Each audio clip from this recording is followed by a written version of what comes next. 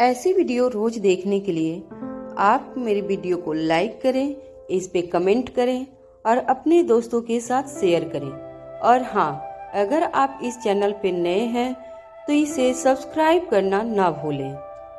Presidential suite के bedroom में बच्चे कम से कम थोड़ी बहुत राहत तो महसूस कर रहे थे, क्योंकि उन्होंने कम से कम आज के दिन के लिए अपने पापा से इस बात की इजाजत ले ली थी कि तीनों बच्चे अपने ही कमरे में आराम करेंगे।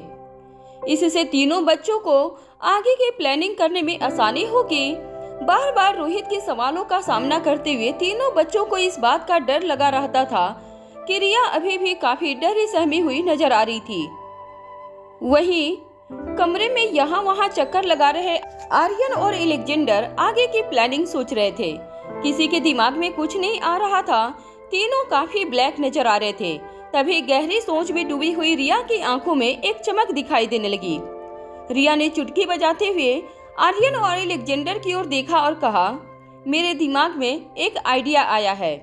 रिया की बात सुनते ही एलेक्जेंडर और आर्यन भी रिया के बिस्तर के सामने खड़े बिस्तर पर आकर बैठ गए। रिया ने दबी हुई और धीमी आवाज में अपने दोनों भाइयों की ओर झुककर कहा, आई एम श्योर उस बूढ़े बाबा ने जो मुझे टैबलेट दी है, अगर उसी की वजह से ये सब कुछ हो रहा है तो जरूर उनके पास कोई ऐसी टैबलेट भी होगी जो पुरानी टैबलेट के असर को खत्म कर सके। रिया की बात सुनकर दोनों भाई हैरानी से एक दूसरे को देखने लगे। रिया ने अपनी बात आगे बढ़ाते हुए कहा, इट इज वेरी सिंपल। तुम लोगों को याद है, मम्मा हमेशा कहती थी कि आजकल लेबोरेटरी में खतरनाक वायरस पैदा किए जाते हैं और उन वायरसों को इंसानों में फैलाने की कोशिश की जाती है, मगर जो इंसान वायरस बनाता है उसी इंसान के पास उस वायरस को मारने की शक्ति भी होती है। अगर उस बूढ़े आदमी ने किसी तरह का वायरस मेरे शरीर के अंदर छोड़ा है तो उस वायरस को मारने की दवाई भी उसी के पास होगी। रिया की ये बात सुनते ही एलेक्जेंडर और आर्यन हैरान हो गए। वो जानते थे कि रिया जो कुछ भी कह रही थी सच कह रही थी और धीरे धीरे दोनों भाई ये भी समझ रहे थे कि रिया आखिर क्या कहना चाहती थी। कुछ देर तक तीनों बच्चे एक दूसरे को देखते रहे। फिर अचानक एलेक्जेंडर अपनी जगह से खड़ा हुआ और अपने दोनों हाथ अपने कमर पर रखकर कहने लगा, मगर मेरी समझ में नहीं आ रहा है कि हम फिर से उस बूढ़े आदमी को कैसे मिलेंगे। जैसे ही रिया ने एलेक्जेंडर की बात सुनी, रिया ने चुटकी बजाती हुई कहा, मेरे पास एक आइडिया है। हम एक काम करते हैं कि हम ट्रेजर हंट गेम खेल रहे हैं। ये बहाना बनाकर रात को प्रेसिडेंशियल स्वीट से बाहर निकलेंगे। और इससे पहले कि रिया अपनी बात आगे बढ़ा पाती, दोनों भाइयों ने रिया की ओर देखकर अपनी एक उंगली अपने होंठ पर रखते हुए कहा, रिया चुप हो जाओ। तुमसे कितनी बार कहा है कि ये आइडिया हम पहले इस्तेमाल कर चुके हैं और इसी आइडिया की वजह से ही तो हम इस मुसीबत में फंसे हैं। ना तो ये आइडिया देती, ना ये आइडिया कामयाब होता, ना हम गुलेरिया हाउस पहुंचते, ना वो बूढ़े बाबा हमें मिलते और ना ये सब कुछ होता। रिया ने जैसे ही अपने दोनों भाइयों की डांट सुनी, तब रिया ने अपने दोनों हाथ अपने कान पर रखते हुए कहा, हाँ हाँ ठीक है, मैं भूल गई थी कि तुम लोगों ने ये सारी बातें की थी मुझसे, मगर जरा मेरे बारे में भी तो सोचो। मेरे लिए तो ये आइडिया अभी अभी मेरे दिमाग में पैदा हुआ है। तुम जिस रिया को देख रहे हो वो पुरानी रिया नहीं है, ये रिया तो कहीं खो गई है। मेरे लिए तुम लोग फ्यूचर में जी रहे हो और मैं तुम्हारे लिए पास्ट में। दोनों भाई भी अपनी बहन की इस बात को अच्छी तरह से समझ पा रहे थे। दोनों भाई अपने बहन की कंडीशन को भी अच्छी तरह से समझ पा रहे थे। इसलिए दोबारा रिया पर गुस्सा न करते हुए एलेक्जेंडर ने रिया की पीठ थपथपाती हुई कहा, देखो रिया, तुम्हारी बात तो बिल्कुल सही है, मगर तुम्हारी मुसीबत की जड़ वो टैबलेट है, तो फिर जरूर तुम्हारी मुसीबत का हल भी उसी इंसान के हाथ में होगा जिसने हमें वो टैबलेट दी थी, मगर उस तक पहुंचना बहुत मुश्किल हो गया है। जरा सोचो, इतना कुछ हो गया। उस दिन डैड ने हम दोनों को इतना सुनाया है कि पूछो मत, और अब तो डैड ने सिक्योरिटी वालों को और भी ज्यादा स्ट्रिक्ट होने को कह दिया है। मुझे नहीं लगता कि अब वो लोग हमें इस कमरे से बाहर एक भी कदम रखने देंगे। डैड के बिना अब इस कमरे से बाहर निकलना हमारे लिए नामुमकिन हो गया है। रिया भी ये बात अच्छी तरह से जानती थी कि उसके डैड उससे कितना प्यार करते थे, और अब अगर दोनों भाइयों की कोई भी चालाकी रोहित ने पकड़ ली तो दोनों भाइयों की पिटाई पक्की थी और रिया भी नहीं चाहती थी कि रोहित और रिया के दोनों भाइयों के बीच बढ़ रही कड़वाहट और भी ज्यादा बढ़ जाए। अब तक रिया ये भी जान चुकी थी कि रिया के खतरनाक मिशन पर उसका साथ देने के लिए उसके भाइयों ने इतना बड़ा रिस्क न चाहते हुए भी अपने सर पर उठाकर रिया का साथ दिया था और रिया के साथ गुलेरिया हाउस गए थे। कहीं न कहीं जो कुछ भी हुआ था रिया की जिद की वजह से हुआ था। हालांकि रिया ने यह बात पूरी तरह से भूल चुकी थी, मगर रिया ने दोनों भाइयों की आंखों में सच्चाई पढ़ ली थी।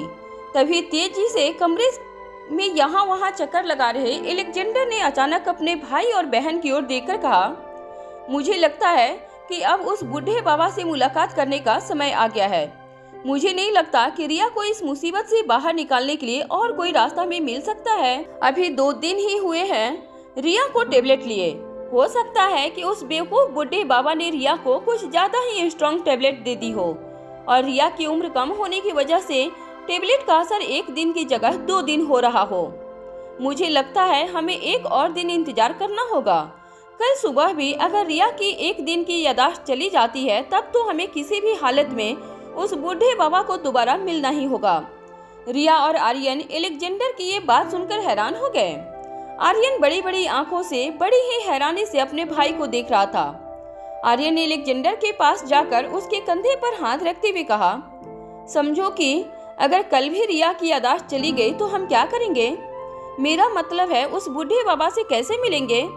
कुछ देर अपने मन ही मन को सोचने के बाद एलेक्जेंडर ने अपने भाई की ओर देखकर कहा, तुम फिक्र मत करो, मेरे पास से एक रास्ता है। वहाँ प्रेसिडेंशियल स्वीट के लिविंग रूम में बैठी अनिका अभी भी काफी गहरी सोच में डूबी हुई थी। रोहित भी अनिका को ऑब्जर्व कर रहा था, मगर वो बार बार अनिका को तरह तरह के सवाल पूछकर उसे डिस्टर्ब नहीं करना चाहता था। अनिका ने अपना नाश्ता तो पूरा कर लिया था, मगर अभी भी वो डाइनिंग टेबल पर ही बैठी गहरी सोच में डूबी हुई थी।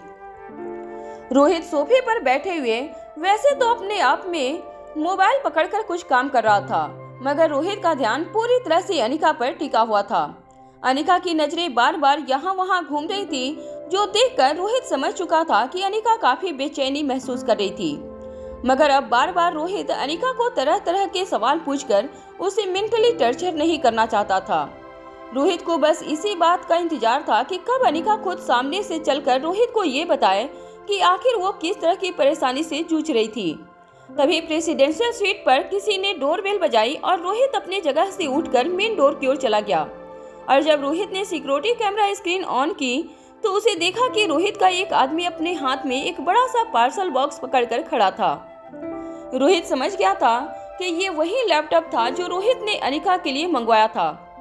रोहित ने दरवाजा खोला तो रोहित के सामने खड़ा होटल का एक एडमिनिस्ट्रेटिव डिपार्टमेंट का स्टाफ मुस्कुराकर रोहित से कहने लगा, सर, आपने जो लैपटॉप मंगवाया था वो लेकर आया हूँ। सर, ये लेटेस्ट टेक्नोलॉजी से बना हुआ लैपटॉप है। ये आपने जैसे मुझसे कहा था कि सबसे तेज चलने वाला लेटेस्ट लैपटॉप लेकर आऊं, मैं वैसा ही लैपटॉप लेकर आया हूँ। I hope you like it. Rohit ने दरवाजे पर उस आदमी के हाथ से लैपटॉप बॉक्स अपने हाथ में लिया और उससे कहा, thank you very much.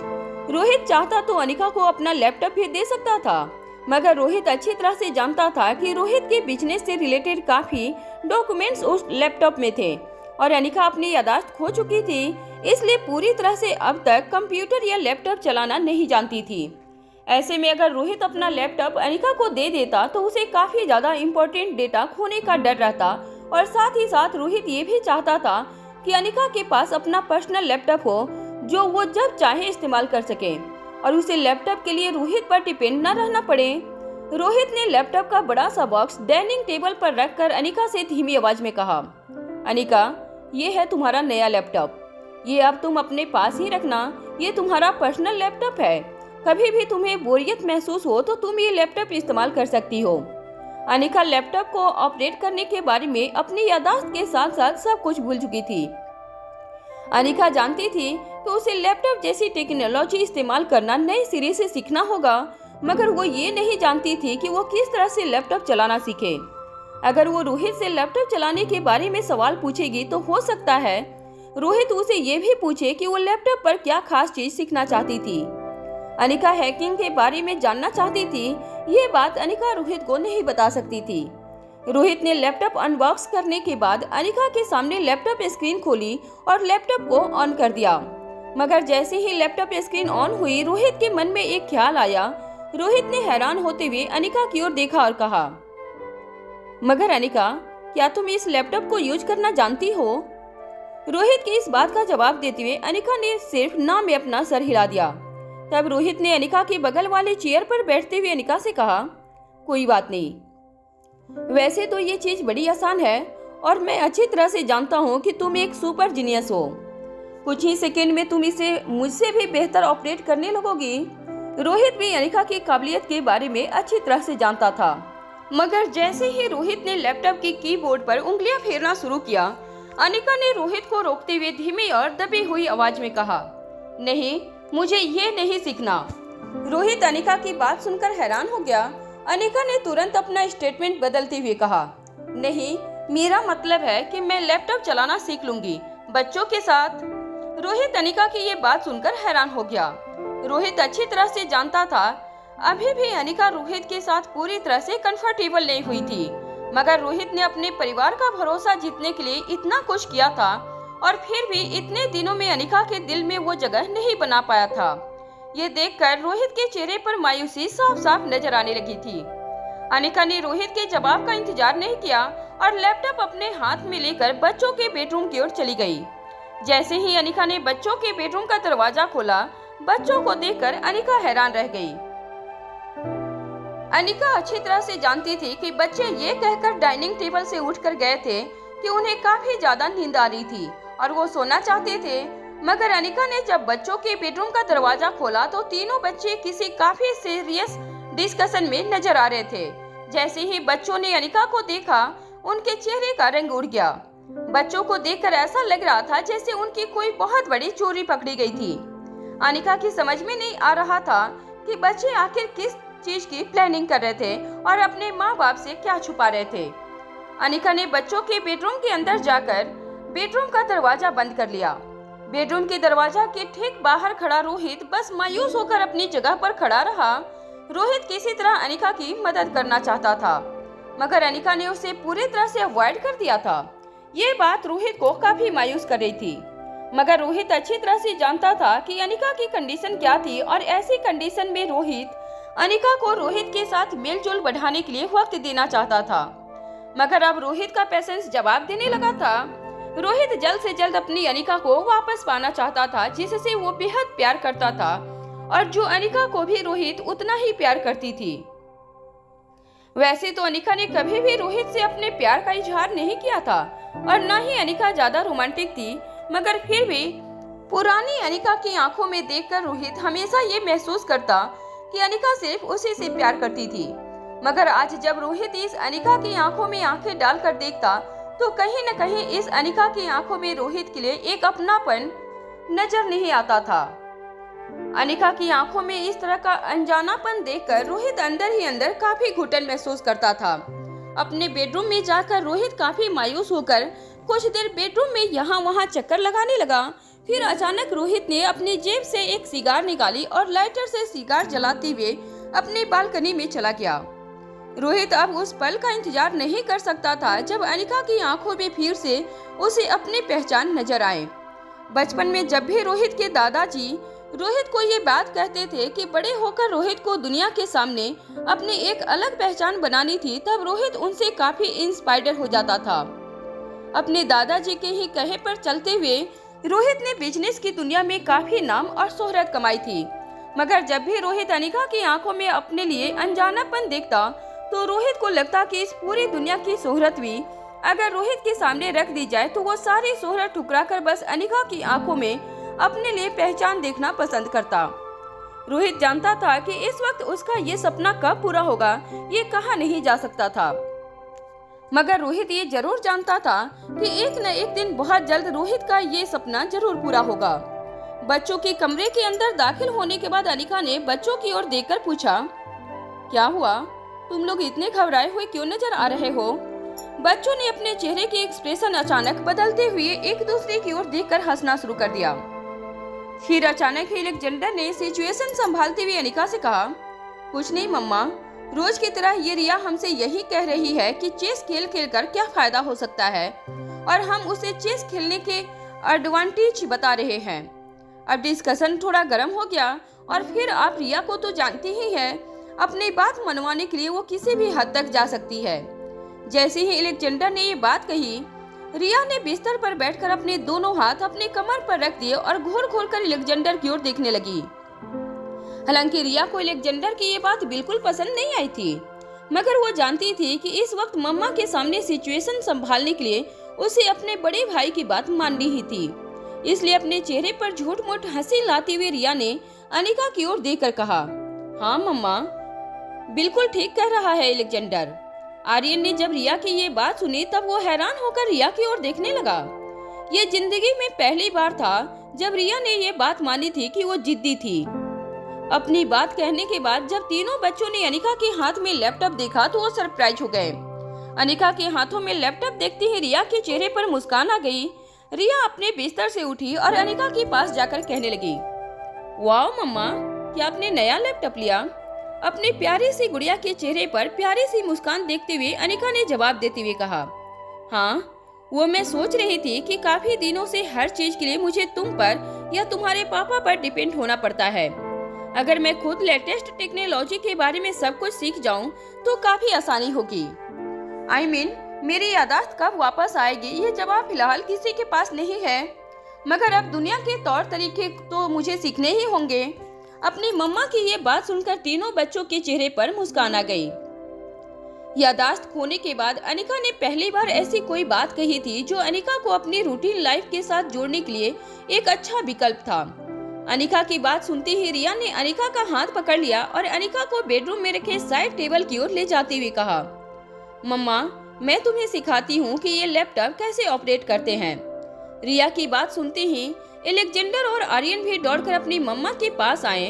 Alexander ने अनिका की ओर देखकर कहा, नहीं नहीं मम्मा, आपको इंटरनेट के बारे में सब कुछ मैं सिखाऊंगा, वरना रिया तो आपको सिर्फ गेमिंग के बारे में ही सब कुछ सिखाएगी। अब हमारे घर में एक ही गेमर काफी है।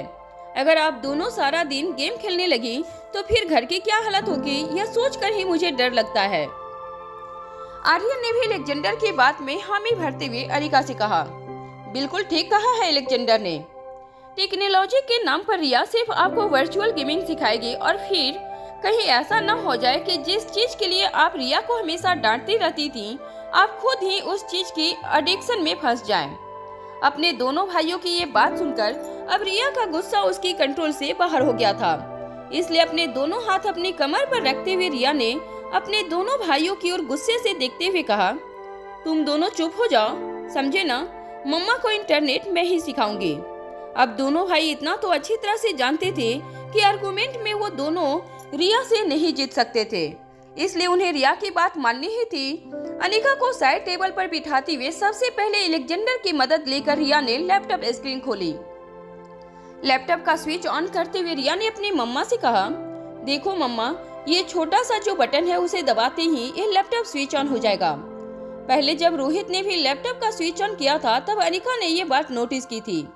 अनिका बड़े ही ध्यान से बच्चों की हर हरकत देख रही थी। लैपटॉप स्क्रीन ऑन होने के बाद रिया ने अनिका से कहा, अब देखो मम्मा, मैं आपको लैपटॉप के जरिए इंटरनेट से कनेक्ट करने का तरीका बताती हूँ। लैपटॉप ऑन होने के बाद रिया, अलेक्जेंडर और आर्यन ने बारी बारी से अनिका को बेसिक चीजें समझाना शुरू कर दिया। अनिका बड़े ही ध्यान से बच्चों की हर बात को सुन रही थी और लैपटॉप स्क्रीन पर देखकर सब समझ रही थी। बच्चों के लिए ये चीजें काफी एक्साइटिंग थी। जिंदगी में शायद पहली बार उन्हें अपनी सुपर जीनियस मम्मा को कुछ सिखाने का मौका मिला था। खासकर रिया सबसे ज्यादा एक्साइटेड हो रही थी। रिया जानती थी कि उसकी मम्मा क्या कर सकती थी। अगर आज उसकी मम्मा कंप्यूटर सीख लेती है और कंप्यूटर जीनियस बन जाती है तो रिया को यकीन था कि वो कल उठकर डॉक्टरी की पढ़ाई करके कुछ ही दिनों में फिर से इस दुनिया की सबसे टैलेंटेड डॉक्टर बनकर रिया का इलाज कर सकती थी। वहीं अलेक्जेंडर और आर्यन ये देखकर बेहद खुश थे कि अब अनिका धीरे धीरे अपनी रूटीन लाइफ में जुड़ने की कोशिश करने लगी थी। अनिका क्लास के सबसे सीनियर स्टूडेंट की तरह अपने बच्चों की हर बात को समझने की कोशिश कर रही थी। बच्चे भी काफी एक्साइटेड होकर अनिका को माइनर से माइनर बातें समझाने की कोशिश कर रहे थे। इंटरनेट कैसे इस्तेमाल किया जाता है, किसी भी चीज को ढूंढने के लिए या उसके बारे में जानने के लिए इंटरनेट पर किस तरह की इंफॉर्मेशन मिलती है, ये सारी की सारी बातें तीनों बच्चे मिलकर अपने मम्मा को समझाने की कोशिश कर रहे थे। जहां एक तरफ इस दुनिया के लिए बिल्कुल अनजान अनिका को हर चीज को देखकर काफी ताजुब हो रहा था, वहीं अनिका के दिमाग में हर चीज अच्छी तरह से प्रोसेस होना भी शुरू हो गया था। एक ही जगह पर बैठकर दुनिया के किसी कोने की इंफॉर्मेशन किस तरह से निकाली जाती है, ये बात अनिका को काफी एक्साइट कर रही थी। मगर तभी अनिका को इस बात का डर भी लग रहा था कि अगर इस तरह से दुनिया आगे बढ़ती तो फिर एक दिन ये मशीन नाम की चीज इंसान के जीवन पर पूरी तरह से कब्जा कर लेगी। अनिका के मन में कई विचार एक साथ चल रहे थे, मगर हर विचार को कंट्रोल करते हुए अनिका ने अपना पूरा ध्यान फिर से अपनी ट्रेनिंग पर लगा दिया। लगभग आधा घंटा बीत गया। बच्चे अपनी मम्मा को लैपटॉप को शुरू करने से लेकर इंटरनेट कनेक्टिविटी और इंटरनेट का इस्तेमाल कैसे किया जाता है, ये हर बात समझा चुके थे। सारी बात डिटेल्स में समझाने के बाद तीनों बच्चों ने अनिका की ओर देखा। अनिका अभी भी काफी ध्यान से लैपटॉप स्क्रीन की ओर देख रही थी। तभी अलेक्जेंडर ने अनिका से कहा, मम्मा अब आप किसी चीज को ट्राई कीजिए। आपको अगर किसी चीज के बारे में इंफॉर्मेशन चाहिए हो तो आप किस तरह से वो इंफॉर्मेशन इंटरनेट के जरिए हासिल करेंगे, जरा उसका एक डेमो दिखाइए हमें। अनिका मन ही मन अच्छी तरह से जानती थी कि उसे हैकिंग की दुनिया के बारे में बहुत कुछ सीखना था, मगर अनिका ये भी जानती थी कि बच्चों के सामने वो ये नहीं कह सकती थी कि उसे हैकिंग सीखनी थी। बच्चों के सामने वो क्या डेमो दे, ये बात वो मन ही मन सोचने लगी।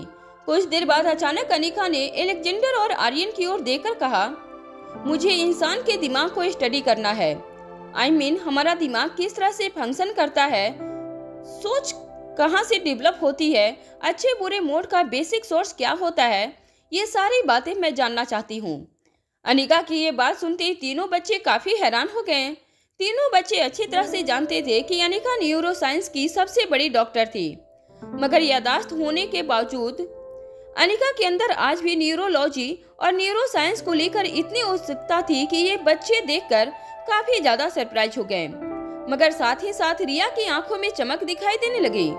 रिया ने बड़े ही एक्साइट होकर इस बात का जवाब देते हुए कहा, देखो मम्मा, हम सब तो ये बातें करने के लिए अभी बहुत छोटे हैं। हम तो बेसिक लेवल की स्टडीज ही आपको सिखा सकते हैं, मगर आप जो सीखना चाहती हैं वो सीखना हमारे बस की बात की नहीं है। मगर ये मैं अच्छी तरह से जानती हूँ कि आप एक सुपर कंप्यूटर से भी ज्यादा जीनियस हो। इंटरनेट पर कई ऐसे साइट हैं जो ह्यूमन ब्रेन के बारे में, ह्यूमन बॉडी के बारे में तरह तरह की बातें आपको सिखा सकती हैं। मम्मा, आप जो सीखना चाहो सीख सकती हो। यूँ समझ लो कि ये इंटरनेट एक तरह की एजुकेशनल इंस्टीट्यूट है, जिसका अगर सही इस्तेमाल किया जाए तो इंसान बिना कॉलेज स्कूल जाए ही बड़े से बड़े डिग्री प्रैक्टिकली हासिल कर सकता है। दोनों भाई रिया की ये बात सुनकर हैरान होकर एक दूसरे को देखने लगे। अगर रिया इतना सब कुछ इंटरनेट के बारे में जानती थी तो गेमिंग के अलावा भी उसे कभी कभी इंटरनेट का इस्तेमाल कर लेना चाहिए। ये सोच सोचकर दोनों भाई एक दूसरे को नीचे नजरों से देखते रहे। फिर अचानक ही रिया ने अपने हाथ में लैपटॉप का कीबोर्ड लेते हुए अनिका से पूछा, बताओ मम्मा, सबसे पहले आप क्या टाइप करूं? किस चीज के बारे में आप जानना चाहती हो? रिया का यह सवाल सुनकर अनिका हैरान रह गई। अनिका की समझ में नहीं आ रहा था कि वो रिया की इस बात का क्या जवाब देती। अनिका हैकिंग के बारे में जानना चाहती थी, मगर वो अच्छी तरह से जानती थी कि बच्चों के सामने वो इस तरह की सर्च नहीं कर सकती थी। अनिका ये सोच रही थी कि वो रिया के सवाल को किस तरह से टाले। इस वक्त अनिका के मन में काफी चीजें चल रही थी। अनिका यही सोचे जा रही थी कि वो अपने मन की बात कहे तो कैसे कहे। उसे डर था कि अगर उसने कुछ कहा तो उसके बच्चों को भनक लग जाएगी, जो कि ठीक नहीं होगा। अनिका यही सब सोच रही थी। तभी अनिका के चेहरे पर हैरानी और परेशानी देखकर अलेक्जेंडर और आर्यन समझ गए थे कि अनिका उनके साथ सारी बातें शेयर नहीं करना चाहती थी। वो दोनों अब तक इतना तो अच्छी तरह से जान चुके थे कि बड़ों की जिंदगी बच्चों की जिंदगी से काफी ज्यादा कॉम्प्लिकेटेड होती थी। वो हर बात सबके साथ शेयर नहीं कर सकते थे, उन्हें प्राइवेसी की जरूरत थी। इसलिए जब रिया ने अनिका से सवाल पूछा तो अलेक्जेंडर ने रिया के कंधे पर हाथ रखते हुए कहा, अरे रिया, मम्मा क्या जानना चाहेंगी? वो तो बस कुछ देर तक वक्त गुजारने के लिए लैपटॉप सीखना चाहती हैं। क्यों मम्मा, सही कहा न मैंने? इतना कहने के बाद अलेक्जेंडर रिया और अनिका की ओर देखने लगा। कुछ पल के लिए वहां पर खामोशी छा गई। रिया को ये थोड़ा अजीब लगा। उसने अनिका की ओर देखा और पूछा, मम्मा, क्या अलेक्जेंडर जो कह रहा है क्या वो सही है? क्या आप सच में लैपटॉप चलाना सीखना चाहती हैं? इतना कहने के बाद रिया अनिका के जवाब का इंतजार करने लगी। रिया चाहती थी कि वो अपनी मम्मा से जवाब सुने, इस कारण से उसने ऐसा सवाल किया था। वहीं रिया की बात सुनते ही अनिका ने सिर्फ हाँ में अपना सर हिला दिया। तभी अपनी बात आगे बढ़ाते हुए अलेक्जेंडर ने रिया से कहा, मुझे लगता है कि आज के लिए मम्मा के लिए इतने ट्यूशन्स काफी हैं। अब हम कल चेक करेंगे कि मम्मा को जो हमने जो चीजें सिखाई है वो उन्हें याद भी है या नहीं।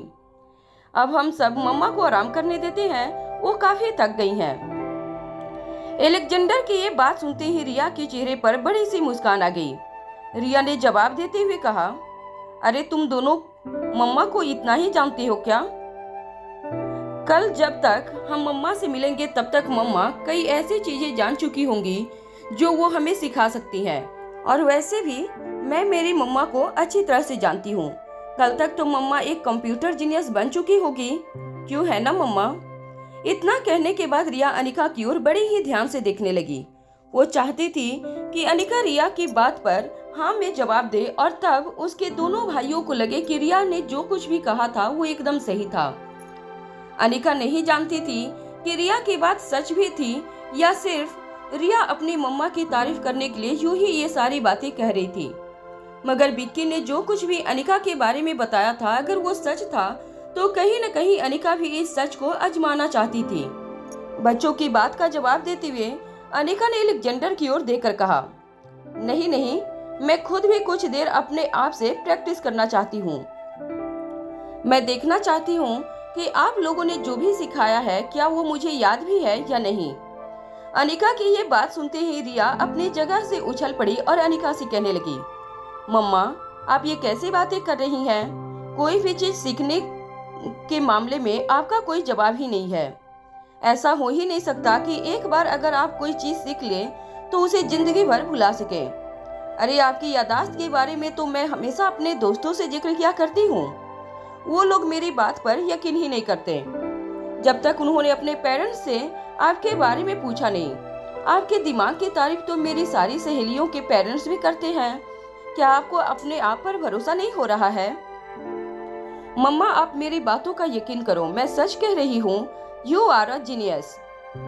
रिया की बात सुनने के बाद अनिका के चेहरे पे एक हल्की सी मुस्कान आ गई और रिया के सर पर प्यार से हाथ फेरते हुए अनिका ने कहा, रिया, ये मत भूलो कि तुम अपनी मम्मा की तारीफ तो कर रही हो कि तुम्हारी मम्मा की यादाश्त बहुत तेज है, मगर इस वक्त तुम्हारी मम्मा तो ये भी नहीं जानती कि तुम्हारी मम्मा कौन है, उसका पास्ट क्या है। मैं अपने अतीत के साथ सिर्फ तुम्हारी आंखों से ही जुड़ी हुई हूँ। अनिका की ये बात सुनते ही रिया ने अनिका को गले से लगा लिया और कहा, मम्मा, डोंट वरी, मुझे यकीन है कि आपकी यादाश्त बहुत जल्द वापस लौट आएगी। आप देख लेना, धीरे धीरे आप ये कंप्यूटर सीखोगी, फिर धीरे धीरे आप फिर से पढ़ाई करके न्यूरो सर्जन बन जाओगी और फिर अपना ही इलाज करके आप अपनी यादाश्त वापस ले आओगे। आप देख लेना मम्मा, because you are the best doctor in this world. Anika भी अब तक अच्छी तरह से जान चुकी थी कि रिया, रोहित और अनिका को मनाने के लिए, बहलाने के लिए और खुश लाने के लिए उन्हें कभी कभी बटर लगा दिया करती थी। मगर आज रिया जो कुछ भी कह रही थी अपनी मम्मा के बारे में, उसमें रिया की आंखों में सच्चाई नजर आ रही थी। रिया की इस बात पर अनिका बड़े ही प्यार से अपनी बेटी की ओर देखने लगी। अनिका के लिए इस वक्त दुनिया में अगर सबसे भरोसेमंद अगर कोई 3 लोग थे तो वो उनके बच्चे थे। अनिका चाहकर भी अपने बच्चों के लिए अपना प्यार कम नहीं कर सकती थी। अनिका की यादाश्त चली जा चुकी थी। अनिका अपनी खुद की जिंदगी पूरी तरह से भुला चुकी थी, मगर अनिका के दिल में अभी भी बच्चों के लिए उतना ही प्यार था जितना यादाश्त खोने से पहले था। चाहे यादाश्त खोने के बाद जब पहली बार अनिका होश में आई थी तब अनिका को अपने तीनों बच्चों का नाम तक नहीं पता था, मगर आज अपने बच्चों के साथ इतना वक्त गुजारने के बाद फिर से ठीक पहले ही की तरह अनिका के बच्चे ही उनकी जिंदगी बन गए थे और जीने की मकसद भी। लैपटॉप अपने हाथ में लेते हुए अनिका अपनी जगह से उठी और अपने बच्चों से कहने लगी, अब आप लोग यहाँ खेलिए, मैं बाहर टेरेस गार्डन में जाकर बैठती हूँ। जब अनिका ने ये बात कही तब कहीं न कहीं अलेक्जेंडर और आर्यन ने भी राहत की सांस ली। कम से कम उन्हें कुछ वक्त मिल जाएगा एक दूसरे के साथ बात करने का, और रिया को मुसीबत से निकालने की प्लानिंग भी वो आगे बढ़ा पाएंगे। बच्चों को लगा था कि कुछ देर लैपटॉप पर प्रैक्टिस करने के बाद अनिका वहां से चली जाएगी और बच्चों को फिर से खुलकर प्लानिंग करने का मौका मिलेगा। ये सोचते हुए अलेक्जेंडर ने अनिका की ओर देखकर कहा, ठीक है मम्मा, आप बाहर आराम से बैठिए। आपको किसी भी चीज की जरूरत हो तो मुझे बता दीजिएगा। हम लोग यहाँ बैठकर चेस खेलेंगे और रिया को भी चेस खेलना सिखाएंगे। रिया ने जैसे ही अलेक्जेंडर की ये बात सुनी, रिया के चेहरे पर गुस्सा साफ साफ नजर आने लगा। अलेक्जेंडर और आर्यन अच्छी तरह से जानते थे कि रिया को चेस खेलना बिल्कुल पसंद नहीं था, मगर अलेक्जेंडर और आर्यन ने अनिका के सामने एक ऐसा बहाना बना दिया था जिसे टालना रिया के लिए भी मुश्किल हो गया था। रिया भी अब तक अच्छी तरह से ये जानती थी कि रिया अपनी कंडीशन के बारे में अपनी मम्मा या अपने डैड के सामने कुछ भी नहीं बता सकती थी। अगर रोहित या अनिका को रिया के कंडीशन के बारे में पता चल गया तो तीनों बच्चों के लिए बहुत बड़ी आफत आ सकती थी। इसलिए अपने चेहरे पर झूठी मुस्कान लाते हुए रिया ने अनिका की ओर देखकर कहा, हाँ मम्मा, मैं अलेक्जेंडर और आर्यन से चेस खेलना सीख रही हूँ। रिया की ये बात सुनते ही अनिका के चेहरे पर भी मुस्कान आ गई और रिया के सिर पर प्यार से हाथ फेरते हुए अनिका ने कहा, ठीक है, तुम लोग यहाँ बैठकर खेलो, मैं बाहर जाकर कुछ देर लैपटॉप चलाने की प्रैक्टिस करती हूँ। ये कहने के बाद अनिका लैपटॉप लेकर टेरेस गार्डन में रखी बेंच पर जाकर बैठ गई। लैपटॉप सामने रखकर अनिका ने लैपटॉप स्क्रीन को पहले तो खोला और लैपटॉप ऑन करने के लिए ठीक उसी तरह से इंस्ट्रक्शन फॉलो करने लगी जो बच्चों ने अनिका को सिखाया था। जब अनिका ने बटन दबाने पर लैपटॉप स्क्रीन ऑन हुई तब तीनों बच्चे एक साथ मुस्कुराने लगे। अपनी रूटीन लाइफ में पहुंचने के लिए अनिका ने अपना पहला कदम बढ़ा लिया था। ये देखकर तीनों बच्चे काफी राहत की महसूस कर रहे थे। रिया भी काफी एक्साइटेड नजर आ रही थी। रिया के मन में सिर्फ वही बात चल रही थी कि जरूर कुछ दिनों में अनिका फिर से पहले वाली अनिका बन जाएगी और दुनिया की सबसे अच्छी न्यूरो सर्जन बन जाएगी, और फिर अनिका अपने साथ साथ रिया का भी इलाज कर पाएगी। दोनों माँ और बेटे लगभग एक ही तरह की कंडीशन से गुजर रहे थे। फर्क सिर्फ इतना था कि अनिका अपना अतीत पूरी तरह से भुला चुकी थी और रिया अपना वर्तमान भुलाती जा रही थी। अनिका को लैपटॉप स्क्रीन में बिजी देखकर तीनों बच्चे आपस में एक दूसरे को देखने लगे। तभी आंखों ही आंखों में तीनों बच्चे ने एक दूसरे को इशारा किया और एक बड़ा सा चेस बोर्ड एक छोटे से टेबल पर रखकर तीनों बच्चे आसपास बैठ गए। वैसे तो चेस बोर्ड पर शतरंज की बाजी बिछी हुई थी, मगर शतरंज की बाजी तो सिर्फ एक जरिया था अनिका को ये दिखाने के लिए कि बच्चे गेम खेल रहे थे, मगर दरअसल तीनों एक दूसरे के बिल्कुल आसपास रहकर रिया को किस तरह से बचाया जाए उसकी प्लानिंग करना चाहते थे। अलेक्जेंडर ने मन ही मन एक बड़ी सी प्लानिंग कर रखी थी, मगर अलेक्जेंडर जानता था कि इस प्लानिंग को एग्जीक्यूट करना बहुत डिफिकल्ट था। रिया की यादाश्त जल्द से जल्द वापस दुरुस्त करने के लिए अलेक्जेंडर का उस बूढ़े बाबा से मिलना बेहद जरूरी था, मगर रोहित ने जिस तरह से तीनों बच्चों के ऊपर पहरा बिठा रखा था, रोहित के चक्रव्यूह से निकलना भी उतना ही मुश्किल था। टेरेस गार्डन में लैपटॉप स्क्रीन के सामने बैठी अनिका की समझ में नहीं आ रहा था कि किस तरह से वो शुरुआत करे। विक्की ने अनिका से कहा था कि अगर वो हैकिंग सीख ले और किसी तरह बैंक के एटीएम से सीसीटीवी कैमरे के फुटेज का एक्सेस अनिका और विक्की को मिल जाता है तो ये पता लगाया जा सकता है कि कुसुम के घर पर उस रात कौन आया था और कौन उसके घर से निकला था। अनिका तो अभी तक ये भी नहीं जानती थी कि हैकिंग का मतलब क्या होता है, मगर विक्की का दावा था कि अनिका ने आकाश और गुलेरिया ग्रुप ऑफ इंडस्ट्रीज की मदद करने के लिए सिर्फ कुछ ही घंटों में हैकिंग की सारी तकनीक बारीकियां सीख ली थी और गुलेरिया ग्रुप ऑफ इंडस्ट्रीज को एक बड़े ही खतरनाक अटैक से बचाया था। कुछ देर मन ही मन सोचने के बाद अनिका ने सबसे पहला शब्द अपने कंप्यूटर स्क्रीन पर टाइप किया।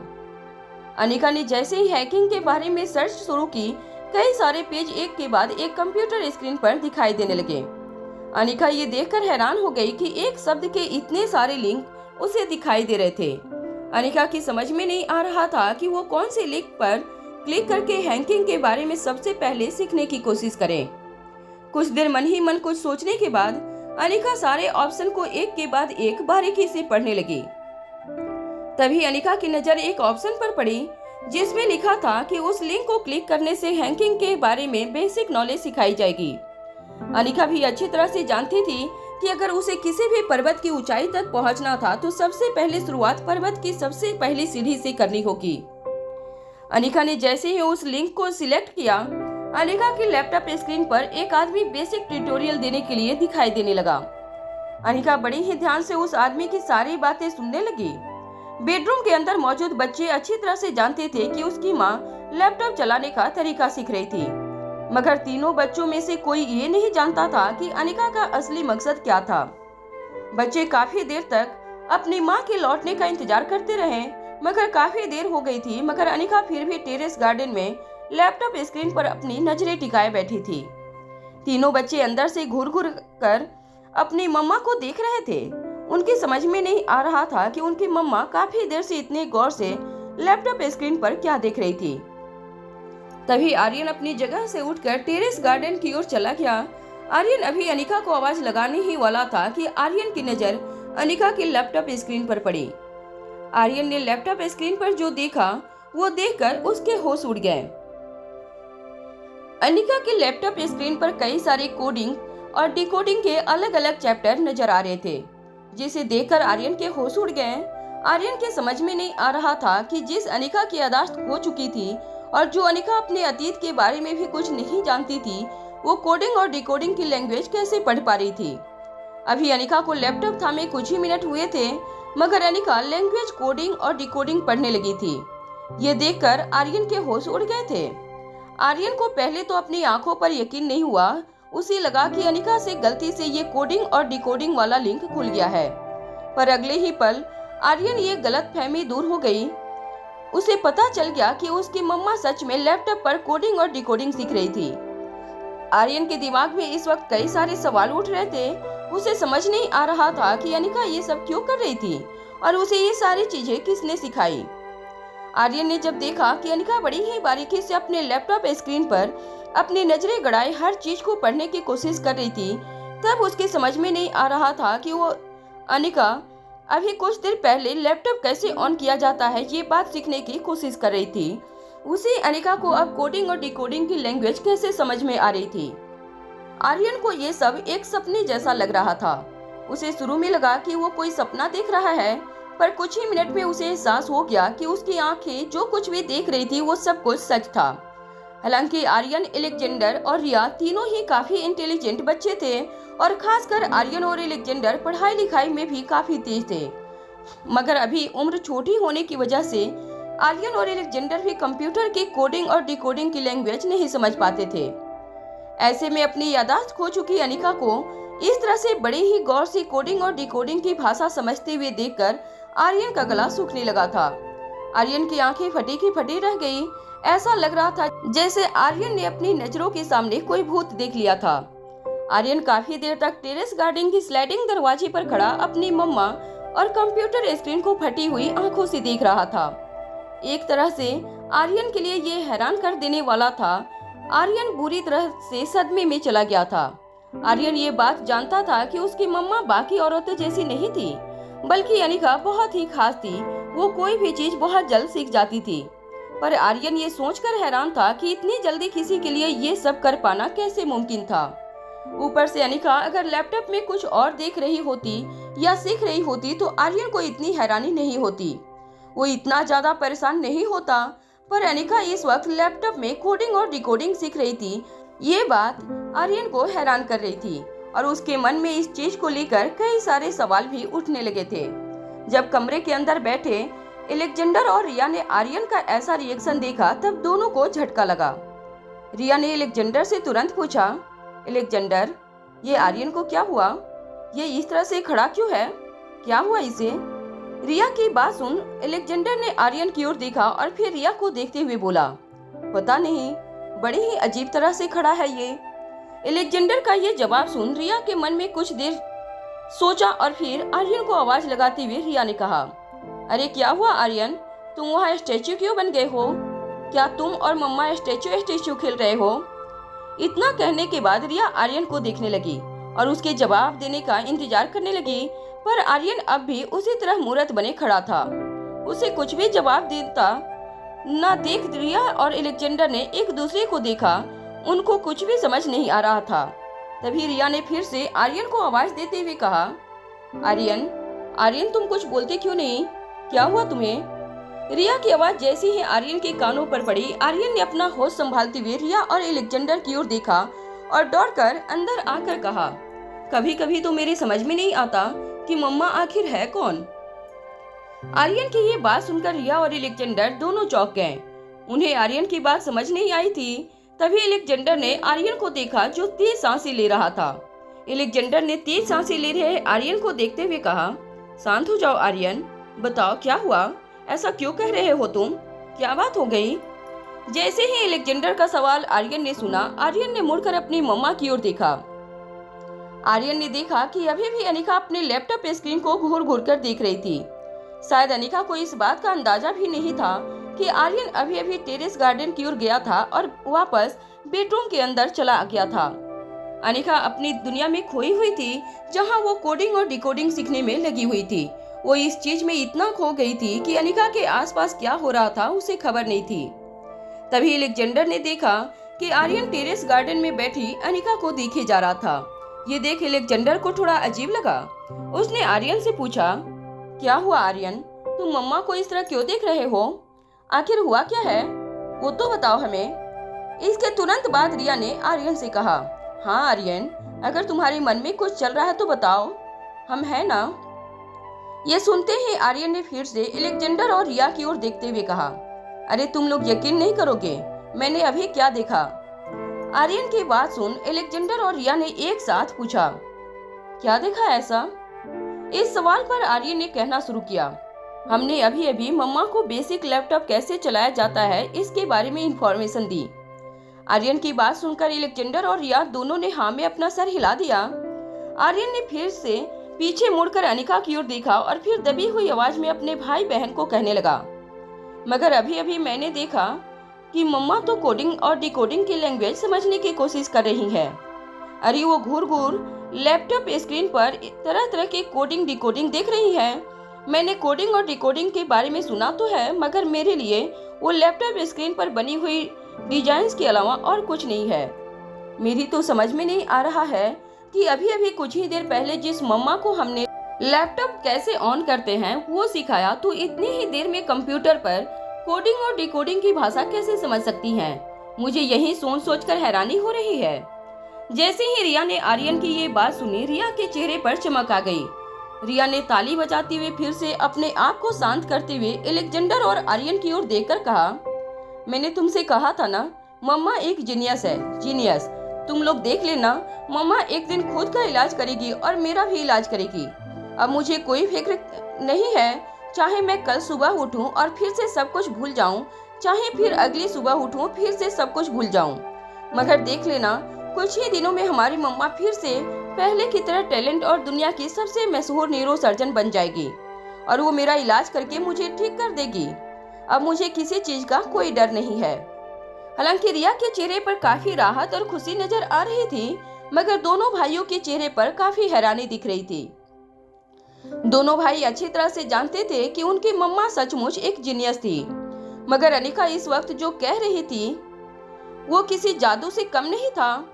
वहाँ रोहित इस बात को लेकर परेशान था कि आखिर काफी वक्त गुजर गया था, अनिका बच्चों के कमरे से बाहर निकली ही नहीं थी। रोहित ने अनिका के लिए लैपटॉप इसलिए मंगवाया था ताकि अनिका को बोरियत ना महसूस हो, और अगर अनिका कुछ देर अपने आप के साथ रहना चाहे तो वो अपने पर्सनल लैपटॉप का इस्तेमाल कर सकती थी। मगर लैपटॉप देने के बाद अब तक अनिका बच्चों के कमरे से बाहर नहीं निकली थी। रोहित का दिमाग इस वक्त खाली हो चुका था। रोहित काफी सारे टेंशन से घिरा हुआ था। वहीं एक सबसे बड़ी टेंशन रोहित को इस बात की थी कि आखिर अनिका रोहित से क्या बात छुपा रही थी। अचानक ही रोहित के दिमाग में एक बात बिजली की तरह चमकी। अनिका का लैपटॉप इतनी देर तक वक्त गुजारना भी एक तरह से इस बात का सिग्नल था कि अनिका जरूर रोहित से कुछ बात छुपा रही थी। हो सकता था कि अनिका अपने लैपटॉप पर किसी के साथ कांटेक्ट बनाए और रोहित से छुप छुप कर उसके साथ बातें कर सके। रोहित तरह तरह की बातें सोच रहा था। रोहित अपने विचारों को कंट्रोल करने की कोशिश कर रहा था, मगर रोहित के विचार अब उसके बस में नहीं रहे थे। रोहित प्रेसिडेंशियल स्वीट के लिविंग रूम में यहाँ से वहाँ चक्कर लगा रहा था। वो बार बार बच्चों के बेडरूम की ओर देख रहा था, मगर फिर रोहित के सब्र का बांध टूट गया और रोहित बच्चों के बेडरूम की ओर अपने कदम आगे बढ़ाने लगा। जैसे ही रोहित ने बच्चों के बेडरूम के डोर के हैंडल पर अपना हाथ रखा, तब रोहित का मोबाइल फोन बजने लगा। रोहित ने देखा कि दादी माँ उसे कॉल कर रही थी। रोहित जानता था कि काफी दिनों से रोहित ने दादी माँ के साथ बात नहीं की थी, इसलिए दादी माँ का कॉल उठाना भी बेहद जरूरी था। रोहित ने जैसे ही दादी माँ का कॉल कनेक्ट किया, दादी माँ की बुढ़ी कमजोर हो रही आवाज रोहित के कानों पर पड़ी। दादी माँ ने रोहित से कहा, सब कुछ ठीक तो है ना वहाँ? रोहित ने दादी माँ की बात का जवाब देते हुए सिर्फ अपने गले से एक हल्की सी हाँ निकाली। रोहित की आवाज में कमजोरी पड़ते हुए दादी माँ ने रोहित से कहा, क्या हुआ? तुम ठीक तो हो ना? तुम्हारी तबीयत तो ठीक है ना? रोहित ने इस बात का जवाब देते हुए कहा, हाँ मैं बिल्कुल ठीक हूँ दादी माँ। रोहित का ध्यान इस वक्त पूरी तरह से इस बात में लगा था कि आखिर अनिका को इतनी देर क्यों लग रही थी। वो जानना चाहता था कि आखिर अनिका ने लैपटॉप क्यों मंगवाया था। अचानक ही लैपटॉप मंगवाने के पीछे क्या कारण हो सकता था, ये जानने के लिए रोहित बेचैन हो रहा था। दादी माँ ने फोन पर अपनी बात आगे बढ़ाते हुए रोहित से कहा, बच्चे और अनिका ठीक तो है ना? रोहित ने इस बात का जवाब देते हुए कहा, हाँ बिल्कुल ठीक है दादी माँ, फिक्र करने की कोई बात नहीं है। रोहित अभी दादी माँ के साथ बात कर ही रहा था कि रोहित को सेकेंड लाइन पर अचानक किसी का कॉल आने लगा। जब रोहित ने अपने मोबाइल स्क्रीन पर देखा तो रोहित के मोबाइल स्क्रीन पर सनी के डॉक्टर का नंबर फ्लैश हो रहा था।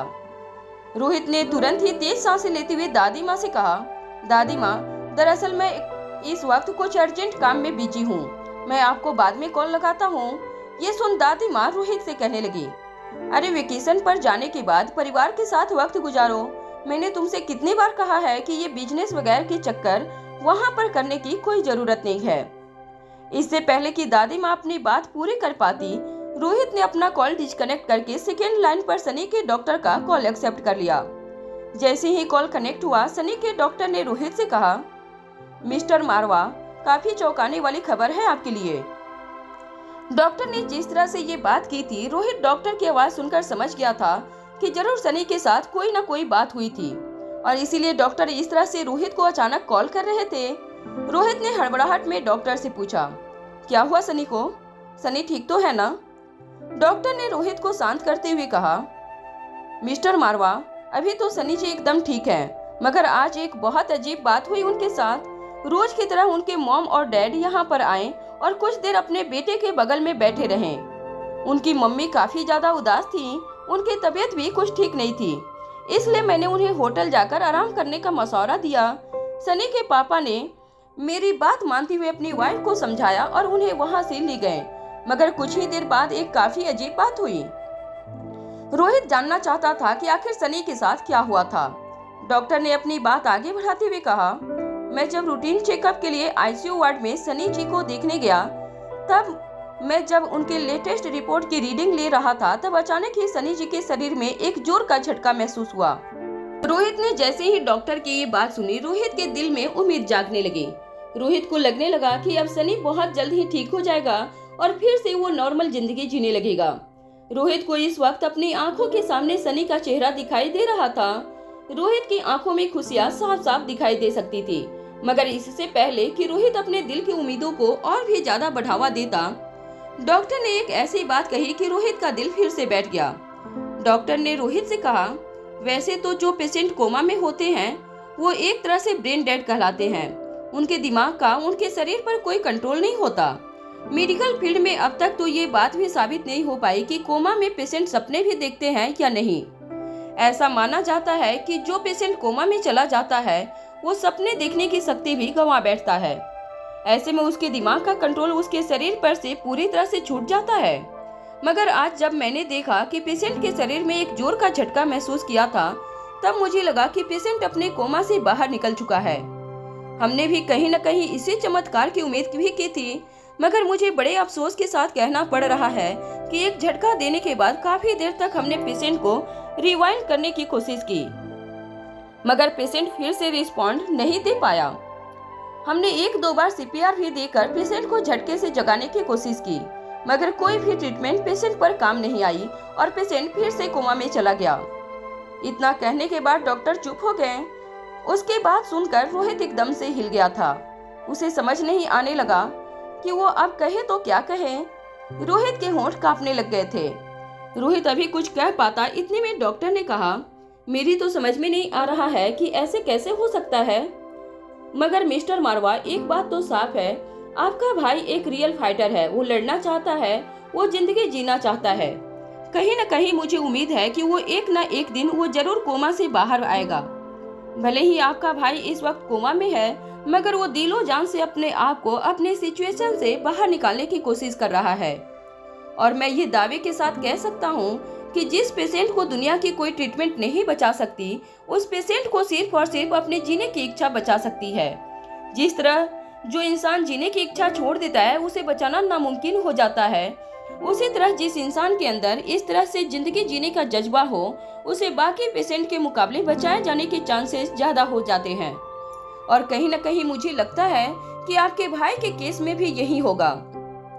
देख लीजिएगा, कुछ ही दिनों में जरूर आपका भाई हमारी ट्रीटमेंट पर रिस्पॉन्ड करेगा। इतना कहने के बाद डॉक्टर चुप हो गए। रोहित के लिए इस वक्त सनी के डॉक्टर की बातें सिर्फ और सिर्फ रोहित के दिल को दिलासा देने का एक तरीका था। रोहित चाहता था कि उसका भाई जल्द से जल्द अपने पैरों पर खड़ा हो जाए, मगर अभी अभी डॉक्टर साहब ने जो बात कही थी वो सुनकर रोहित फिर से मायूस हो गया था। उसका दिल टूट चुका था। रोहित की उम्मीद अब फिर से डगमगाने लगी। रोहित को समझ नहीं आ रहा था कि आखिर उसकी मुश्किलें कब खत्म होगी। कुछ दिनों से रोहित की जिंदगी मानो मुश्किलों से भर गई थी। रोहित ठीक से सांस नहीं ले पा रहा था। कुछ दिनों से ऐसा कोई भी वक्त नहीं था जब रोहित चैन से बैठता और अपना वक्त खुशी खुशी बिताता। रोहित इस वक्त खामोश था और सनी के बारे में सोचे जा रहा था। जब फोन पर रोहित काफी देर तक खामोश रहा, तब डॉक्टर ने चुप्पी तोड़ते हुए कहा, देखिए मिस्टर मारवा, आप फिक्र मत कीजिए। अगर ऊपर वाले ने चाहा तो आपके भाई को कुछ नहीं होगा। चोट बहुत गहरी थी, जख्म भरने में भी काफी वक्त लग सकता है, मगर मुझे उम्मीद है कि जख्म के भरते ही आपके भाई का शरीर फिर से ट्रीटमेंट पर रिस्पॉन्ड करने लगेगा। बार बार मैं ये बात अपने दिल में दबाने की कोशिश करता हूँ, मगर आज आपसे कह देता हूँ कि कहीं न कहीं आज मैं भी चाहता हूँ कि अगर जल्द से जल्द आपकी वाइफ की कंडीशन फिर से पहले जैसी हो जाए और डॉक्टर अमृता फिर से ऑपरेशन थिएटर में लौट आए, तो आपके भाई को बचाने के लिए चांसेज और भी ज्यादा बढ़ जाएंगे। इतना कहने के बाद डॉक्टर चुप हो गए। उनकी बातें रोहित बड़े ही ध्यान से और खामोशी से सुन रहा था। रोहित ने जब अनिका की बात डॉक्टर के मुंह से सुनी, तो वो फिर से पुरानी अनिका को याद करने लगा और खुद को कोसने लगा कि अगर उसने अनिका का अच्छे से ख्याल रखा होता तो आज अनिका की याददाश्त नहीं जाती और उसे ये दिन नहीं देखना पड़ता। रोहित को इस वक्त खुद पर बहुत गुस्सा आ रहा था, पर वो अपने गुस्से को दबाए हुए बैठा था। रोहित इस वक्त मजबूर था, साथ ही उसे अंदर ही अंदर एक अलग तरह का दर्द महसूस हो रहा था। तभी रोहित की खामोशी देखकर डॉक्टर ने आगे कहा, हमारे मेडिकल प्रोफेशन में कहा जाता है कि एक दिन ऐसा आएगा जब इंसान नहीं बल्कि रोबोट इंसानों के ऑपरेशन किया करेंगे, और वो ऑपरेशन ऐसे होंगे जिसमें फेलियर के चांसेस काफी ज्यादा कम हो जाएंगे, क्योंकि रोबोट जिस तरह से सर्जरी कर सकता है उस तरह के प्रशिक्षण के साथ इंसानों की सर्जरी करना नामुमकिन है। हम चाहे कितने भी अपने साथ स्टेबल रखें, अपने इमोशंस को कंट्रोल में रखें, मगर कहीं न कहीं हम सब इंसान हैं। मगर रोबोट के अंदर दिल नहीं होता, उसके अंदर इमोशंस नहीं होते। ऑपरेशन करते वक्त उसके हाथ नहीं कांपते और इसलिए इंसानों के मुकाबले रोबोट ज्यादा बेहतर ऑपरेशन कर पाएंगे। मगर इस वक्त अगर इस दुनिया में ऑपरेशन करते हुए किसी के हाथ अगर सबसे ज्यादा स्थिर रहते हैं तो वो हैं डॉक्टर अमृता के। ये सुनते ही रोहित ने डॉक्टर से कहा, आपकी बात बिल्कुल सही है, पर अफसोस यही है कि डॉक्टर अमृता इस वक्त खुद को भूल चुकी हैं और हम पूरी कोशिश कर रहे हैं कि उसे सब कुछ याद आ जाए।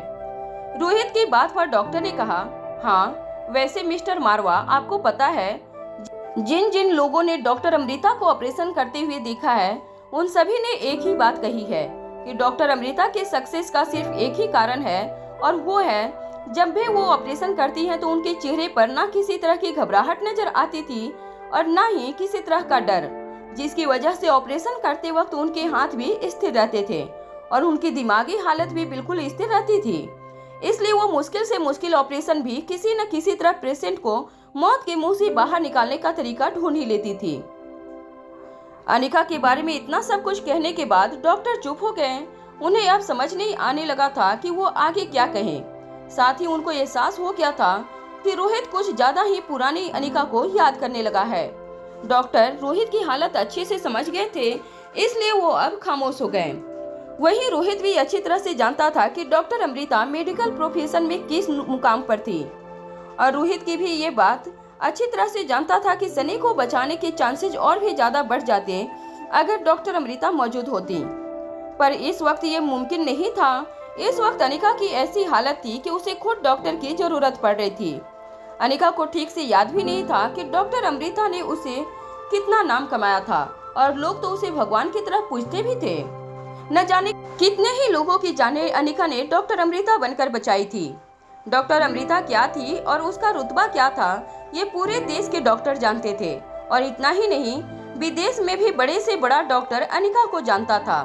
लोग सिर्फ अनिका को ही नहीं जानते थे, बल्कि डॉक्टर अमृता को लोग एडमायर भी करते थे। तभी फोन के उस पार से सनी के डॉक्टर ने रोहित से कहा, खैर मिस्टर मारवा, आपको मैं यही कह सकता हूँ कि आप हिम्मत से काम लीजिए, बाकी सब कुछ ऊपर वाले पर छोड़ दीजिए। इतना कहने के बाद डॉक्टर ने फोन रख दिया। सनी के डॉक्टर का फोन डिस्कनेक्ट करने के बाद बार बार रोहित के दिमाग में एक बात घूमने लगी, क्या अनिका सचमुच सनी के माँ बाप के कहे के मुताबिक किसी तरह का कोई ढोंग कर रही थी? ये बात जैसे ही रोहित के दिमाग में आई, रोहित ने अपना माथा पकड़ लिया, और रोहित ऐसे विचारों को खींचकर अपने दिमाग से बाहर निकालना चाहता था, क्योंकि रोहित अच्छी तरह से जानता था कि अगर सचमुच अनिका इस तरह का कोई ढोंग कर रही होती और सनी की कंडीशन के बारे में अनिका को पता चला होता, तो जरूर अनिका किसी भी हालत में सनी को बचाने के लिए डॉक्टर अमृता बनकर सामने आती। मगर रोहित अच्छी तरह से जानता था कि सनी की कंडीशन अच्छी तरह से जानते हुए भी अनिका बेबस थी, क्योंकि वो अपने अंदर से भी डॉक्टर अमृता को पूरी तरह से भुला चुकी थी, और इसलिए वो चाहते हुए भी सनी की मदद नहीं कर पा रही थी। जैसे ही रोहित के दिमाग में ये विचार आए, रोहित की बेचैनी थोड़ी कम होने लगी थी। रोहित जानता था कि अनिका उसे कभी धोखा नहीं दे सकती थी, और इसीलिए बच्चों के बेडरूम के दरवाजे से अपना हाथ पीछे खींचते हुए रोहित फिर से सोफा पर जाकर बैठ गया। रोहित अपने सर पर हाथ रखकर गहरी सोच में डूब गया था। वक्त बीतता चला गया, मगर बच्चों के कमरे का दरवाजा नहीं खुला। अंदर बच्चे भी काफी घबराए हुए नजर आ रहे थे। काफी वक्त बीत चुका था, मगर टेरेस गार्डन पर बैठी अनिका अपनी जगह से उठने का नाम नहीं ले रही थी। कुछ ही देर में रात होने वाली थी। एलेक्जेंडर और आर्यन अच्छी तरह से जानते थे कि रिया कौन से स्ट्रेस में थी। सुबह आंख खुलने के बाद रिया को एक झटके लगे थे। रात को भी तीनों भाई बहन काफी लेट सोए थे, जिसकी वजह से उनकी नींद भी पूरी नहीं हुई थी।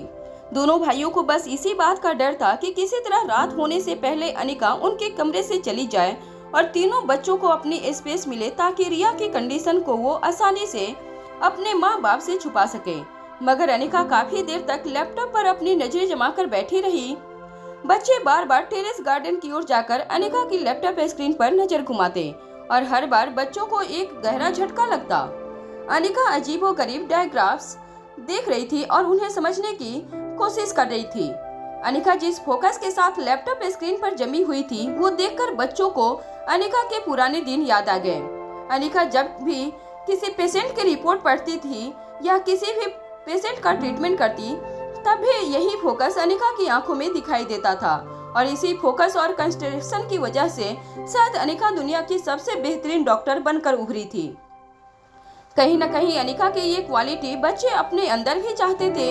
एलेक्जेंडर तीनों बच्चों में ऐसा था जो अनिका के कंसंट्रेशन लेवल को मैच कर रहा था।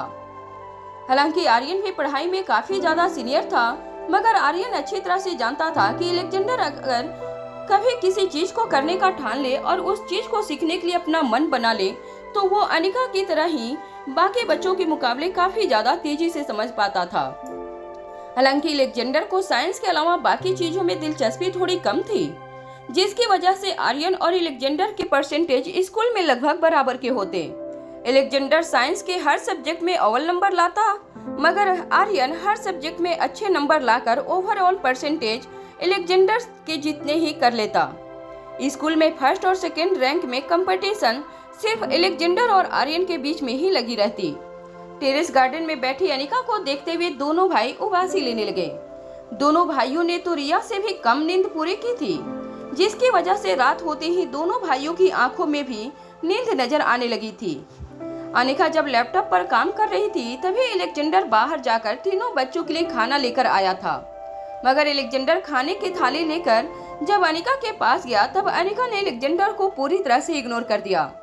अनिका कि खाने की थाली भी उसके बगल में पड़ी हुई थी, मगर अनिका ने खाने की थाली की ओर देखा तक नहीं था।